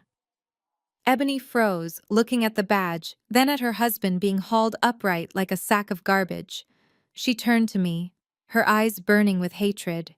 You did this! She screamed, spittle flying from her mouth. You called them. You ruined our lives. You are a monster. Kendra, a jealous, bitter monster? I stood perfectly still, watching the scene unfold, with the detachment of a forensic auditor watching a ledger finally balance out. I didn't yell back. I didn't defend myself. I simply watched as the agents dragged a weeping, pleading Kyle toward the front door. His heels dragged on the hardwood floor, leaving scuff marks that Patricia would have usually freaked out about. But Patricia was currently slumped in her chair, clutching her chest, watching her golden boy sell her out to save his own skin. The chaos was absolute. The dinner was ruined. But justice was finally being served, and it tasted better than any cranberry sauce. The blue lights of the police cruisers were still flashing through the front windows, casting a strobing, chaotic rhythm over the ruined Thanksgiving dinner. Kyle was gone, his screams fading as the heavy oak door slammed shut. The room was left in a stunned, vibrating silence. Patricia sat frozen in her chair, staring at the empty spot where her golden child had been sitting just moments before. She looked small, frail, and utterly defeated. The lead FBI agent, a man with a face carved from granite, turned his attention to her. Mrs. Vance, he said, his voice devoid of sympathy. We are not taking you into custody at this moment. Your age and your lack of prior criminal history are being taken into consideration pending further investigation into your level of coercion by your son-in-law. Patricia let out a sob of relief, reaching for her water glass with a shaking hand. Oh, thank God. Thank you, officer. I didn't know. I really didn't know he was doing those things. The agent held up a hand, stopping her. Do not thank me yet. While you are not under arrest, you can no longer remain on this property. The bank has successfully petitioned for an emergency eviction based on the fraudulent nature of the refinance and the default on payments. Furthermore, as this house is now considered a crime scene involving federal identity theft, it is being sealed. You have 30 minutes to gather your medication and essential clothing. You need to vacate the premises immediately. Patricia's face crumbled. Leave now. But it is Thanksgiving, I have nowhere to go. She looked frantically around the room, her eyes landing on the relatives who had been so eager to judge me just an hour ago. She stumbled toward Auntie May, reaching out with desperate hands. May, please! You have the guest room. I can stay with you just for a few days until this gets sorted out. We are family. Auntie May. The woman who had preached about loyalty and charity recoiled as if Patricia had a contagious disease. She pulled her expensive shawl tight around her shoulders and took a step back. I am sorry, Patricia May said, her voice icy and distant. But I cannot have the FBI knocking on my door. My husband is a deacon. We have a reputation in this community. If you are involved in bank fraud, we simply cannot be associated with that kind of trouble. It wouldn't look right. Patricia gasped as if slapped. She turned to Uncle Jerome. Jerome, you are my brother. Surely you won't let them put me on the street. Jerome wouldn't even meet her eyes. He was already putting on his coat, ushering his wife toward the door. You should have thought about that before you let that boy steal Otis's pension, Patricia. I can't risk my assets getting frozen if they think I am an accomplice. You are on your own. One by one, the guests scrambled for the exit. The people who had eaten her food, engaged in her gossip, and fueled her delusions for years fled like rats from a sinking ship. They didn't care about her. They cared about their proximity to scandal. Within 5 minutes, the driveway was empty. The Mercedes and Lexuses sped away, leaving Patricia standing in the center of the foyer, holding a plastic bag of toiletries, with Ebony weeping uselessly on the stairs. The house was cold, dark, and empty. The only person left standing there was me. And I wasn't there to offer a ride. I was there to lock the door. 30 days later, I stood on the cold concrete steps of the Fulton County Courthouse. The air was biting, blowing dead leaves across the pavement, but the chill I felt had nothing to do with the weather. It was the feeling of watching my childhood home being auctioned off like a piece of discarded furniture. The bank had wasted no time. With the mortgage in default and the investigation into the fraudulent refinance ongoing, they wanted the asset off their books. They didn't care about the history or the memories. They just wanted to recoup their losses. A small crowd of investors had gathered. They were flippers, mostly men in windbreakers holding clipboards looking for a bargain they could whitewash and resell for a profit. They didn't know about the foundation cracks. They didn't know about the faulty wiring in the guest room. And they certainly didn't know that the woman standing quietly in the back, wearing oversized sunglasses and a trench coat, was the only one who truly understood the value of the property. The auctioneer began his rapid-fire chant, a rhythmic song of liquidation. The opening bid was insultingly low, barely covering the outstanding debt. One of the flippers raised his hand, then another. The price ticked up slowly. I waited. I had done the math. I knew exactly where their profit margins ended. When the bidding stalled at $400,000 a steal for a Buckhead estate, but high for a property with a clouded title, the investors started to hesitate. They were nervous about the federal liens and the ongoing criminal case. They saw risk. I saw opportunity. I reached into my bag and touched the certified check I had prepared. The irony was delicious. The money didn't come from my salary. It came from the Vance Family Trust. When my mother committed fraud, she legally disqualified herself as a beneficiary, triggering a clause that released the liquid assets directly to me as the trustee. I was using my father's money to buy back my father's house from the bank that my mother had tried to cheat. 400 going once, the auctioneer shouted, looking around the crowd. I stepped forward and raised my paddle.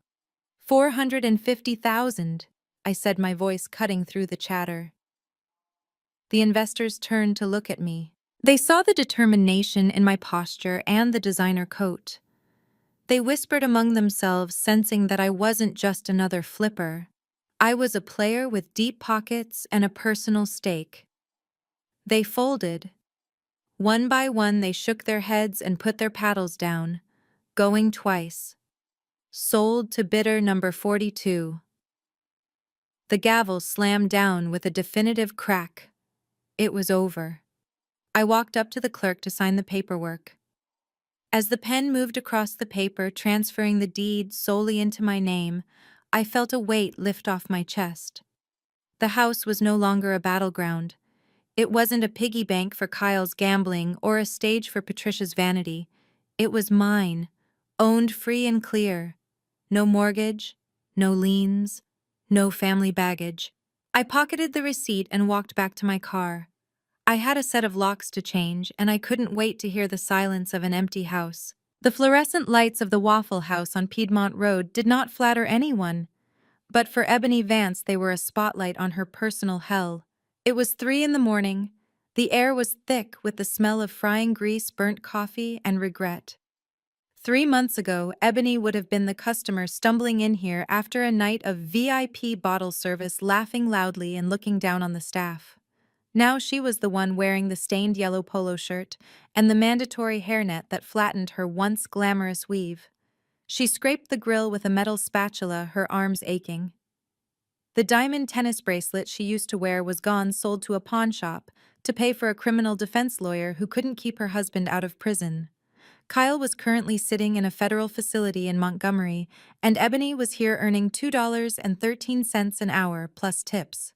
Her Instagram account, once a shrine to her fake wealth, had been deactivated. The comments had become too vicious to bear after the news of the fraud broke. There were no more unboxing videos. There were only dirty dishes. The bell above the door chimed, signaling a new rush of post-club patrons. Ebony didn't look up immediately.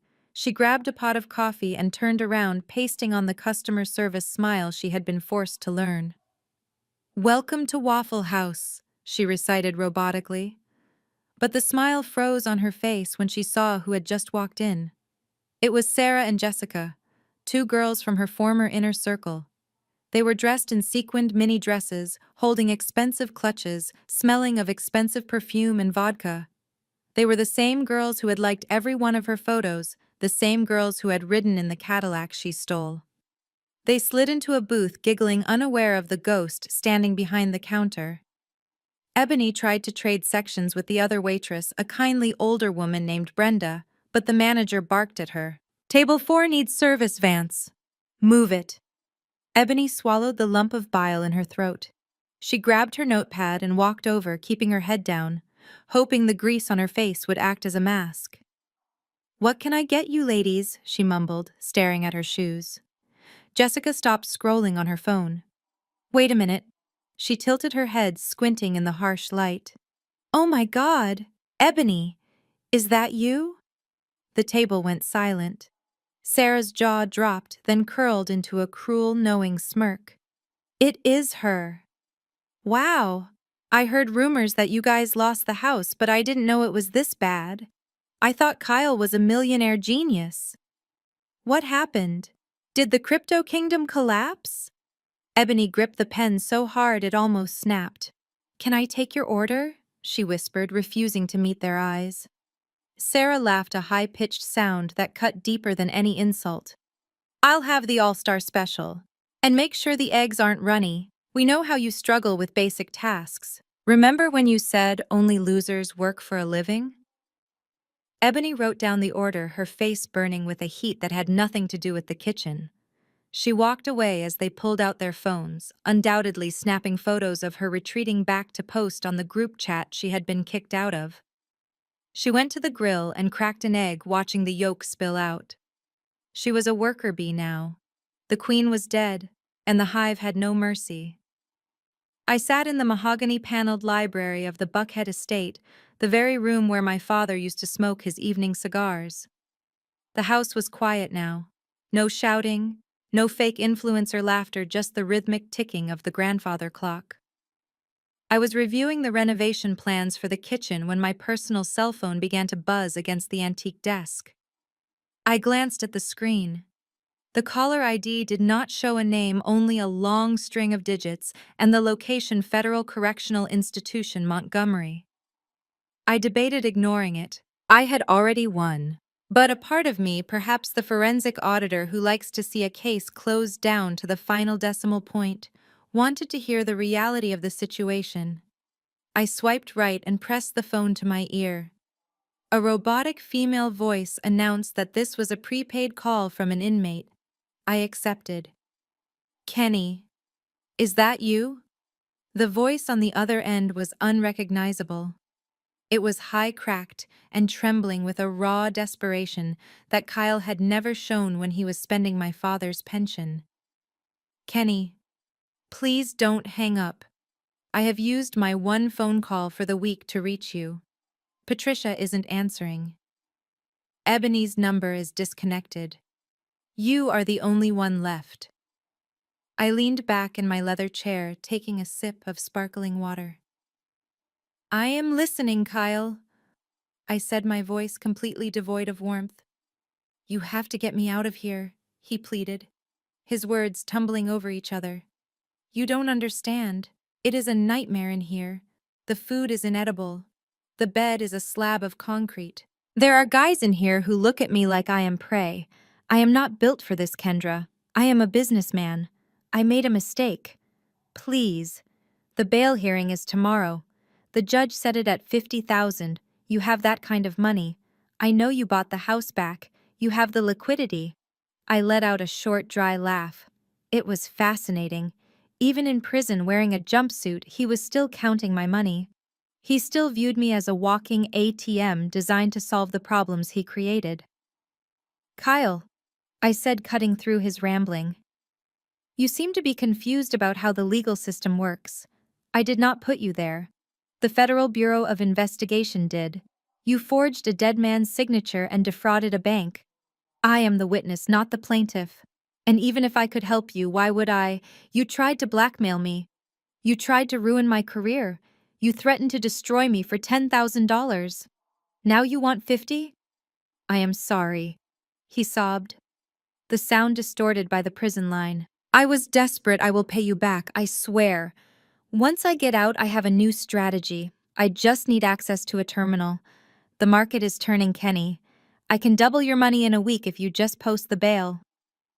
I stood up and walked to the window, looking out at the manicured lawn that was finally mine. You are incorrigible, Kyle. You are standing on the edge of a cliff, and you are still trying to sell me a parachute that doesn't open. I am not posting your bail. I am not calling a lawyer. You are going to stay exactly where you are. But I can't, he shrieked. I can't handle the system. I smiled, a cold expression reflected in the glass. Actually, I think you will do just fine. You always hated the central banking system. You always preached about how fiat currency was trash and how we needed a new economy. Well, congratulations. You are in a place where cash is useless. It is a barter economy now, Kyle. Ramen noodles and cigarettes are the new Bitcoin. It is the ultimate decentralized market. You should be happy. It is exactly what you always wanted. I didn't wait for his response. I didn't want to hear his screams or his curses. I pressed the red button ending the call. The silence of the library returned heavy and peaceful.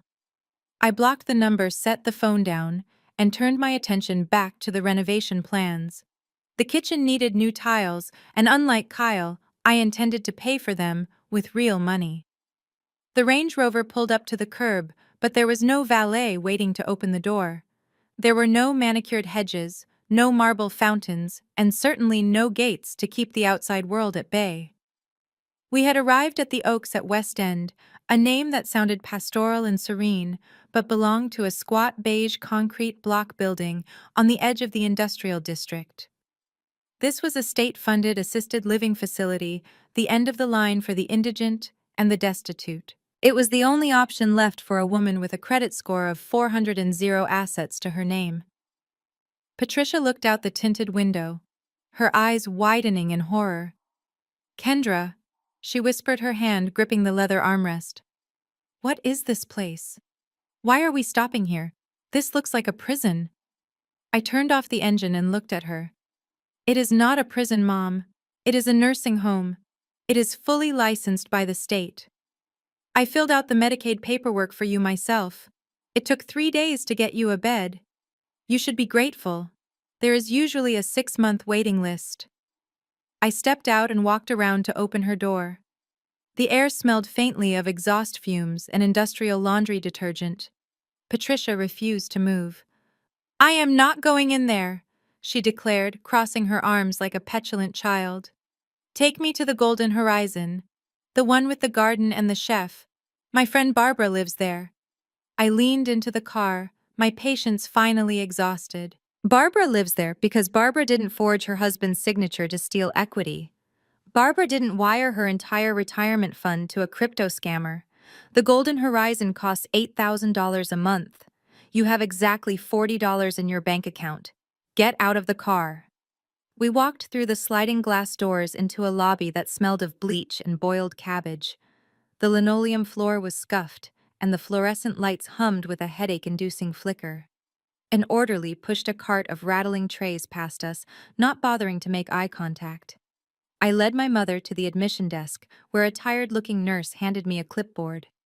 While I signed the forms transferring guardianship of her care to the state, Patricia looked around, trembling. We walked down hallway C. It was narrow and crowded with equipment. I stopped at room 304 and pushed the door open. It was not a private suite.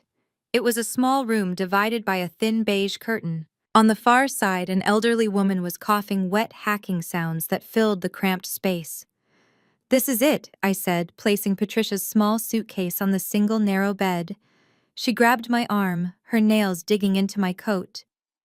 You can't leave me here, Kendra. I am your mother. I raised you in luxury. I deserve dignity. Look at this place. I will catch a disease. Please, just pay for the private home. You have the house now. You have the money. I gently peeled her fingers off my sleeve. I have the house because I bought it, I corrected her. And I have money because I work. You had a pension, Mom. You had a paid-off estate. You had security. You chose to set it all on fire because you thought Kyle was a genius, and I was just a worker bee. Well, this is what the worker bee's taxes pay for. I turned to leave. Patricia sat on the thin mattress, sobbing into her hands, the sound mixing with the coughing of her new roommate. I didn't say goodbye. I didn't promise to visit. I simply walked out down the scuffed hallway past the smell of cabbage and despair. I had balanced the ledger. She was finally living the life she could afford. The bright yellow industrial dumpster sitting in the center of the driveway was not an eyesore to me. It was a vessel of purification. At 7 in the morning, a crew of 6 contractors arrived, their work boots heavy on the pavement, ready to undo the damage my family had inflicted on this estate. I stood on the porch with Mike, the general contractor, holding a set of rolled-up blueprints. These were not new designs. They were the original architectural plans my father had commissioned 30 years ago. I want everything that isn't on these pages removed, I told Mike, handing him the schematics. If it looks like it was bought at a discount home decor store or glued on with cheap adhesive, tear it out.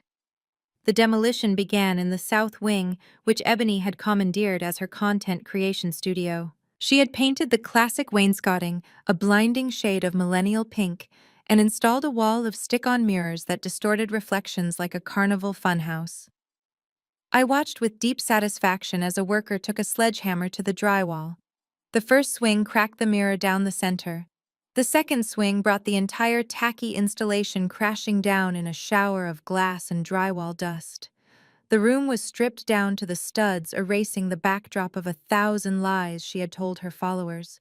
Next was the dining room. Patricia had replaced the original iron light fixtures with a monstrosity of a chandelier faux gold plastic crystals that she claimed were Italian imports, but were actually from a liquidation warehouse. When the electricians cut the wire, it fell into the dumpster with a hollow plastic clatter. The cheap laminate flooring they had laid over the original hardwoods was ripped up, peeling away like dead skin, to reveal the sturdy, beautiful oak beneath. But the most important project was the library. My father's study. For the last 2 years, Patricia and Kyle had turned it into a storage unit for their failed schemes. It was piled high with boxes of unsold multi-level marketing vitamins and unsold crypto mining rigs that were gathering dust. I had the crew haul every single box to the trash. When the room was finally empty, the air still smelled stale, but the potential was there. I walked over to the built-in bookshelves. The wood was scratched and neglected, but the structure was sound. I ran my hand along the desk, the heavy mahogany desk, where my father had taught me how to balance a checkbook. I instructed the carpenters to sand everything down. We were going to stain it back to the original dark walnut. We were going to replace the carpet with hardwood. As the sound of saws and drills filled the house, drowning out the ghosts of arguments and manipulation, I felt a profound sense of order returning. I wasn't just renovating a house, I was performing an exorcism. And for the first time in years, the house could finally breathe. The sun began to set over the Buckhead estate, casting long golden shadows across the freshly manicured lawn. The yellow dumpster was gone, hauled away along with the debris of the last decade. The house behind me was no longer a stage for drama. It was silent, smelling of fresh paint and polished walnut. I sat on the wide front porch, the swing creaking softly in the cool evening breeze. In my hand, I held a glass of a vintage Cabernet, the kind my father used to save for victories. Today, it tasted like freedom. I looked down the driveway past the restored iron gates. Parked there, gleaming under the twilight, was my new purchase. It was a Porsche Panamera, jet black and terrifyingly sleek. I didn't buy it to stunt on Instagram. I didn't buy it to impress the neighbors who had whispered about us for years. I bought it because I earned it. It was registered, insured, and fully paid for. It was a symbol of a life that was finally completely mine. The silence out here was heavy, but it wasn't lonely. For the first time in years, my phone was not blowing up with frantic demands. There were no calls from Kyle begging for bail money to cover his crypto losses. There were no texts from Ebony asking to borrow a dress she would inevitably ruin. There was no guilt-tripping voicemail from Patricia, feigning a heart attack to get a credit card payment. They were all exactly where their choices had led them. Kyle in a cell, Ebony in a diner, and Patricia in a facility that matched her budget. People love to say that family is everything. They preach that blood is thicker than water, that you should endure theft, abuse, and betrayal simply because you share a genetic code. They tell you that turning your back on your kin is the ultimate sin. I took a slow sip of the wine, letting the rich tannins settle on my tongue. I disagree. Family is supposed to be a foundation, not an anchor. It is supposed to be a shelter, not a trap. My father built this legacy to protect us, but my mother and her favorites treated it like a carcass to be scavenged. When a limb becomes gangrenous, you don't keep it attached out of sentimentality. You amputate it to save the body. I didn't destroy my family. I audited it. I looked at the liabilities, the toxic assets, and the fraudulent entries, and I made the necessary corrections. Some might call me cold. The church ladies certainly do. But as I watched the first stars appear above the roof of the house, that now legally bore only my name, I felt no regret. I didn't lose a family. I simply exterminated the parasites. And for the first time in my life, the balance sheet is finally clean. The most profound lesson from Kendra's story is that boundaries are the highest form of self-respect. We are often conditioned to believe that family comes first, and that loyalty means endless sacrifice. However, this sentiment can easily become a weapon used by manipulators to extract resources and emotional labor without consequence. Kendra's journey proves that looking at relationships through a logical lens, much like a forensic audit, can reveal the critical difference between a loved one in genuine need and a parasite practicing calculated exploitation. Generosity without boundaries is not charity, it is self-destruction. You cannot save people who are determined to drill holes in their own hull, and you are not obligated to set yourself on fire just to keep others warm.